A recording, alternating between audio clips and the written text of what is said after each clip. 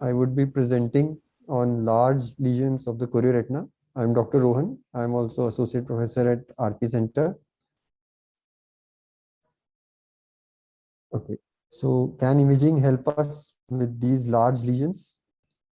So as I have been emphasizing all along that first and foremost is clinical assessment. Just like you would do for any surgical case, the contour of the lesion, the shape, the height, the color, margins, and the associated changes along with these lesions. Uh, am I audible and is the screen visible? Yes, Dr. Rohan, go on. Okay, thank you. Yeah, so the presence of associated findings such as hard exudates, pigmentary changes, and all that will help us finally make a clincher diagnosis as well as the relevant systemic history. So to what we can see to the morphology of the lesion, OCT adds on to it because it gives us the microanatomy of the lesion. So even the sublayer involvement and the extent of involvement, like we have already discussed, becomes much better delineated.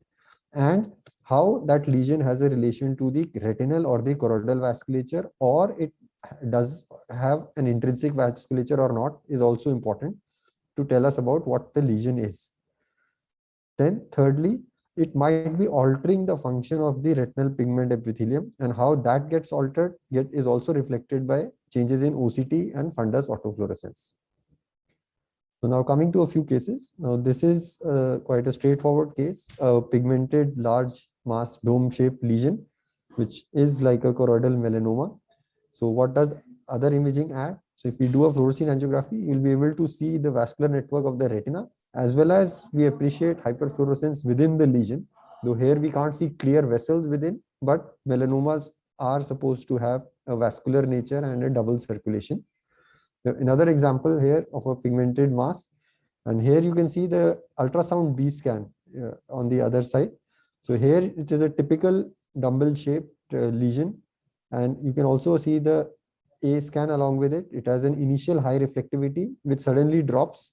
So this is the high angle kappa. The initial high spike is because of the retinal spike, and subsequently the internal reflectivity is lower. This is again diagnostic of a choroidal melanoma. So this case came to us again with a mass which was not of that much pigmentary changes underlying it. So we did further investigations. We found that on OCT, there were choroidal mounds and this lumpy bumpy appearance with some fluid, but the overlying retina was normal. On doing an angiography, we find that initially it is blocking the choroidal fluorescence. Later on, some dye is leaking into the mass with these subtle speckles of hyperfluorescence. This case was actually found to have a metastasis, a lung carcinoma. And then subsequently on treatment with chemotherapy, there was good resolution of this mass. We see that all the lumpy bumpiness is gone, the pigmentary changes still stay, but the retina has returned back to normal position and good visual recovery.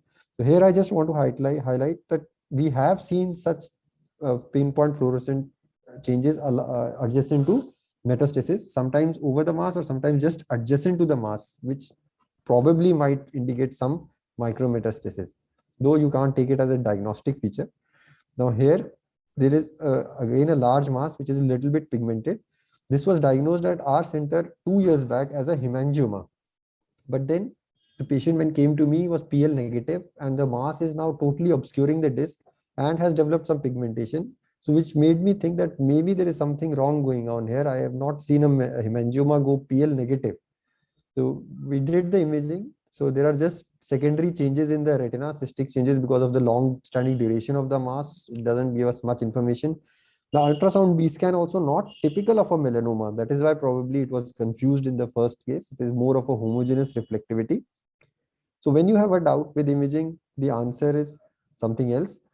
So even the angiography is little confusing because here even in the ICG you see that there is some internal vascularity to this mass, and this is not very typical of hemangioma, which I'll show you later on. So when there is a diagnostic dilemma, what we do is we go ahead with a diagnostic biopsy. So here we just make two ports. One I made 23 gauge through which I put a 24 gauge needle. From the other I have put a light pipe, We're just going directly into the mass. There might be a little bleeding, but that is not of too much concern. Most of the time it stops. And even the opening that we make with the 24 gauge needle does not cause a retinal detachment. With a little bit of sideways movement, we try and suck and try to take a little bit of material into our syringe. And whatever it comes in the hub, we send for cytology. And this case actually came out to be a melanoma. Now, even if you don't have access to Optos or other diagnostic imaging techniques, you can do imaging just with a smartphone and a 20D. Here, with this is Dr. Abhidnya had sent me this case where again you see that there is this mass, which the margins are not very well defined and rather irregular. It has RP changes and some hemorrhages. And you see again these subtle dots adjacent to the mass. So again, in this patient, what is the diagnosis? The ultrasound not very typical of a melanoma or a hemangioma. So what we did is we took further history. The patient had some history of weight loss, and in view of these irregular sort of mass with these changes, we kept metastasis as number one diagnosis and the others as a differential diagnosis. And on CT scan, this patient was again diagnosed as having a lung malignancy. So a careful clinical examination with correlation with the systemic findings leads to a diagnosis in many cases. Now here in this fundus picture, if you see, you might not find anything, but there is a subtle mass over here, which is of the color is similar to the choroid. Now, if you do OCT angiography, you see that it has branching pattern of vascular network within. And OCT of the fovea is showing that it is causing a neurosensory detachment, which is probably what brought the patient to us. Now, this is the fluorescein angiography of a hemangioma where you see patchy hyperfluorescence because it has a cavernous hemangioma, so it has caverns. So wherever they will fill, you will get the patchy sort of hyperfluorescence, not a very diffuse hyperfluorescence. And ultrasound is very typical where you see a smooth dome-shaped mass with merging with the surrounding choroid, and it has a homogeneous sort of moderate internal reflectivity. So this is choroidal hemangioma, and this we treated with focal laser, and there is a drastic reduction of subretinal fluid and significant improvement in vision. Another case of choroidal hemangioma. Now here I want to highlight the OCT because you can see a choroidal mass here, and you can still see some pattern of choroidal vasculature. So the choroidal vasculature, it may not be the normal choroidal vasculature, it may be the vasculature of the mass which is being reflected here, but this shows that it has vasculature and not totally obscuring the choroidal imaging as seen in other masses. So a white mass with a variegated appearance, more flat. What is it? Now you do an OCT here. So here you see there are lamellar sort of arrangement and it is obscuring the vascular pattern. And the mass here is not pushing the retina up. It is rather pushing the sclera back. And it also has a deep choroidal trench here. This is a little atypical, which we found in only one case. But this is more typical of an osteoma. But the diagnostic hallmark here again would probably be an ultrasound. This is another case, but in ultrasound you will get this high spike of calcification. So these large masses, ultrasound would be diagnostic for choroidal osteoma. Now again, dome-shaped sort of convex mass.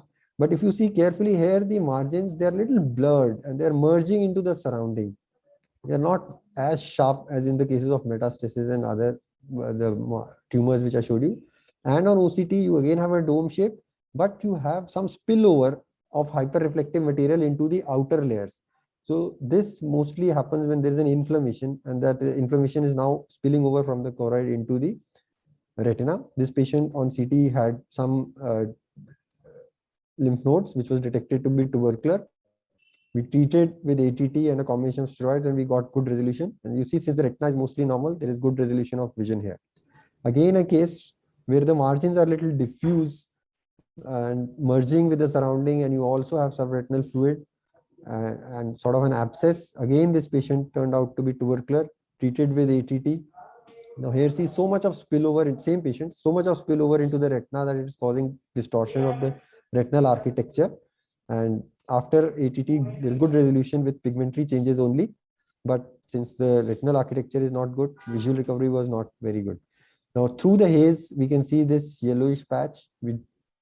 Fortunately, in a swept OCT, we could get an image through it, again showing us that it is choroidal in nature with probably secondary retinal involvement. This patient, the other eye, we could see nothing. There was total vitreous haze, but the patient had given history of tuberculosis about 8 or 9 months back. So I suspected maybe the treatment was incomplete or partial. And we started empirical ATT, and it resolved very well, leaving just this atrophic patch here. And to our surprise, even the other eye cleared. And it also shows these two probably healed tubercular granulomas, and patient also recovered some vision in this eye. Initially, I could not see the fundus in this eye. Another case of a granuloma here in the choroid with some spillover, again a case of tuberculosis. As opposed to this, you see again yellowish lesions, but they appear little quieter. You have the change on the OCT. This is a granuloma, but no spillover into the retina. So probably something which is little less aggressive. I think it is a case of presumed sarcoid, although we could not find any definite evidence, but we treated with steroids. And again, you see that on clinical picture, there are just atrophic changes, but OCT shows us that that granuloma is gone, and again, just left some altered choroidal vessels there. Now, this patient was referred to me again as a tuberculoma. But you see, there are so many hard exudates and some hemorrhages. So why would hard exudates come unless there is a significant vascular component to the lesion?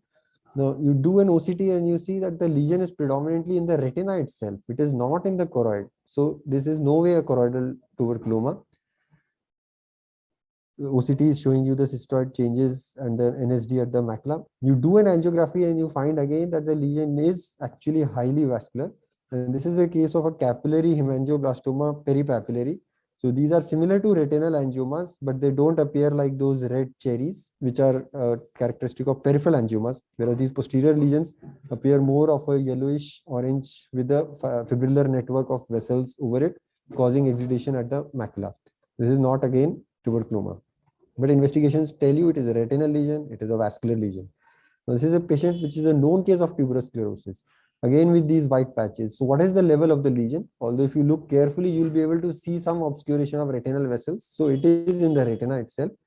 But OCT immediately confirms that it involves the inner layers of the retina. And these are cases of, this is a astrocytoma in tuberous sclerosis. Now, soon after I had seen that patient of tuberous sclerosis, I got this patient with this white patch here, again obscuring the retinal vessels. So is it again an astrocytoma or a gliotic mass there? So this patient gave his recent history of loss of vision in the right eye, but otherwise also had history of decreased night vision. So you can see these pigmentary changes. So patient already has retinitis pigmentosa, but has developed probably this mild haze in the right eye because the right fundus image is not very clear, some mild vitritis, this white lesion, and if you see carefully, petaloid changes at the fovea. You do an OCT, you do get cystoid edema at the fovea, and you do get a retinal lesion here. So what is it? Is it astrocytoma?